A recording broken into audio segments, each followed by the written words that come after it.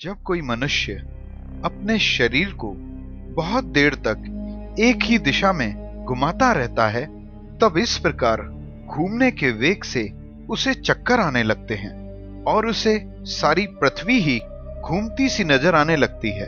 वैसे ही इस संसार में सब कुछ करने वाला हमारा मन ही है, परंतु जब उस मन में अहंकार बुद्धि आ जाने के कारण भ्रमवश वही मन अपने आप को आत्मा अर्थात मैं या कहें सब कुछ करने वाला समझने लगता है।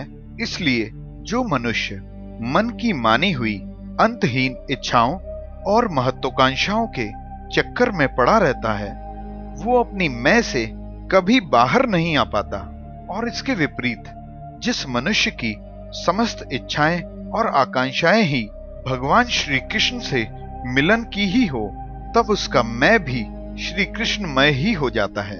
भगवान श्री कृष्ण ने श्रीमद् भागवत में कहा है कि जो लोग मेरे लिए लौकिक और परलौकिक कर्मों को छोड़ देते हैं, उनका भरण पोषण मैं स्वयं करता हूं।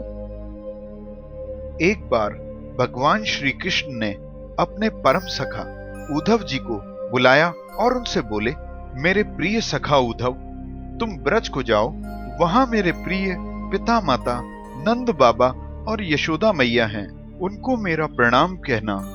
साथ ही गोपियां जो मेरी विरह से बहुत परेशान हो रही होंगी, उनको मेरा संदेश सुनाकर उनका दुख दूर करना। गोपियों का मन नित्य निरंतर मुझ में ही लगा रहता है। मेरे लिए उन्होंने अपने पति पुत्र आदि सगे संबंधियों को छोड़ दिया। उन्होंने मन से भी मुझे अपना प्यारा, अपना प्रियतम या कहूं अपनी आत्मा मान रखा है। मेरे यहाँ चले आने से वे अपने आप को मुझसे दूर मानती हैं और मेरा स्मरण हो आने पर अत्यंत व्याकुल हो जाती हैं। मेरी प्रेयसी गोपियां इस समय बड़े यत्नों से किसी प्रकार अपने प्राणों को मेरे उस वचन कि मैं आऊंगा के पूरे होने तक रख रही हैं और वही उनके जीवन का आधार है। मैं उनकी आत्मा हूं और वे नित्य निरंतर मेरे विचारों में ही डूबी रहती हैं। इस प्रकार भगवान का संदेशा लेकर उद्धव जी व्रज में पधारे।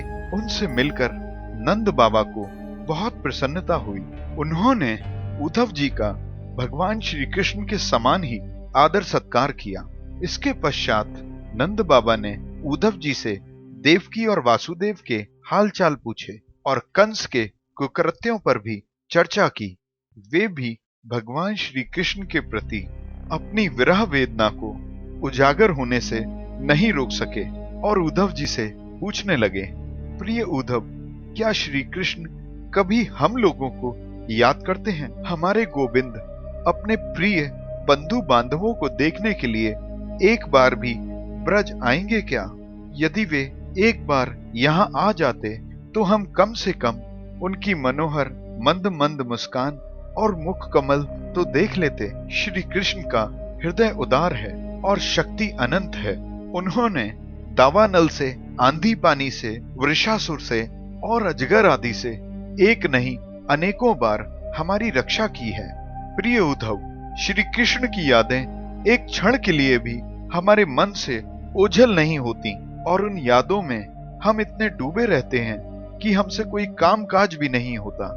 जब देखते हैं कि ये वही नदी है जिसमें श्री कृष्ण क्रीड़ा करते थे, ये वही गिरिराज है जिसे उन्होंने अपने एक हाथ पर उठा लिया था, ये वही वन है जिसमें श्री कृष्ण गौएं चराते हुए बांसुरी बजाते थे, और ये भी देखते हैं कि यहाँ उनके चरण चिन्ह अभी मिटे भी नहीं हैं और उन चरण चिन्हों को देखकर हमारा मन कृष्णमय हो जाता है।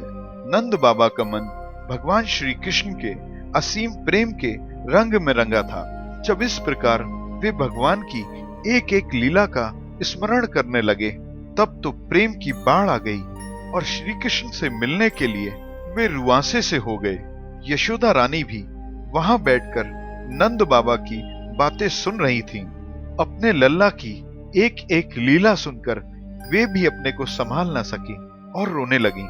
उद्धव जी उन दोनों को संभालते हुए बोले, इसमें कोई संदेह नहीं कि आप दोनों समस्त शरीरधारियों में सबसे भाग्यवान हैं, क्योंकि जिन्होंने सारे जगत को बनाया है और उसे ज्ञान देने वाले हैं, उनके प्रति आपके हृदय में ऐसा वात्सल्य पुत्र भाव है। आप दोनों तनिक भी चिंतित ना हो।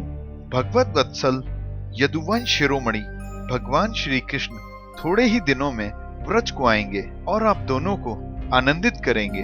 नंद बाबा, माता यशोदा जी, आप दोनों बहुत भाग्यशाली हैं, इसलिए तनिक भी निराश ना होइए। भगवान श्री कृष्ण सदा सर्वदा आपके पास ही हैं। जैसे ईंधन में अग्नि सदा विद्यमान रहती है, वैसे ही भगवान श्री कृष्ण भी सभी प्राणियों के हृदय में सदा सर्वदा विद्यमान रहते हैं। इस शरीर के प्रति अभिमान न होने के कारण उनका ना तो कोई प्रिय है और ना ही कोई शत्रु। वे सब में और सबके प्रति एक समान हैं। यहाँ तक कि वे भेदभाव का भाव रखने वालों के प्रति भी भेद दृष्टि नहीं रखते। ना तो उनकी कोई माता है, न पिता, न पत्नी पुत्र आदि। इस लोक में उनका कोई कर्म नहीं है, फिर भी सत्पुरुषों की रक्षा के लिए वे भिन्न भिन्न योनियों में शरीर धारण करते हैं। भगवान अजन्मा है, उनमें प्रकृत, सत्व, रज आदि गुण भी नहीं है। संसार में जो कुछ इन आंखों से दिखाई और कानों से सुनाई देता है, वह चाहे भूतकाल का हो, वर्तमान का हो या भविष्य का, उसमें ऐसी कोई वस्तु नहीं है जो श्री कृष्ण से पृथक हो।